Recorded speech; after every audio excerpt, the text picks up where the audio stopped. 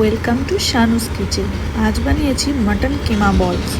তার জন্য এর সাথে আমরা মোচাও অ্যাড করেছি। মোচাটা প্রথমে এইভাবে কেটে তারপর আমরা এর মধ্যে লবণ আর হলুদ দিয়ে দুটো সিটি মেরে নেব প্রেসারে, কিছুটা সেদ্ধ হয়ে যাবে।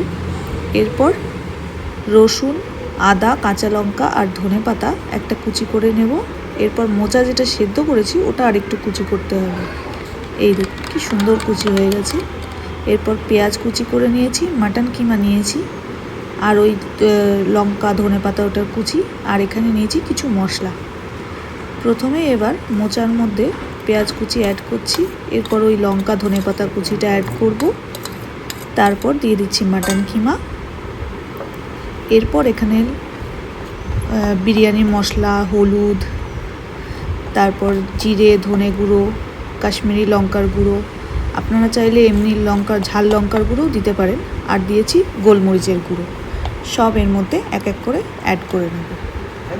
এরপর দিয়েছি একটা ডিম। আপনারা ডিমটা স্কিপ করলে এখানে ফ্রেশ ক্রিম অ্যাড করতে পারেন। এরপর এগুলোকে ভালো করে মিশিয়ে নিতে হবে। এরপর এখানে দিচ্ছি অল্প করে সর্ষের তেল। মাটনের সাথে সর্ষের তেলের গন্ধটা খুব ভালো যায়। এরপর হাতে তেল নেব, তার মধ্যে এই মাটন কিমাগুলোকে অল্প অল্প করে নিয়ে আমরা বলের আকারে বানিয়ে নেব। আমরা এটাকে এয়ার ফ্রায়ারে বানাবো। আপনারা চাইলে তাওয়াতে অল্প করে তেল দিয়ে যেরকম কাবাব বানায় ওভাবেও বানাতে পারেন। এবার এই যে এয়ার ফ্রায়ারের মধ্যে দিয়ে আমরা এটা এই দেখুন সুন্দর হয়ে গেছে।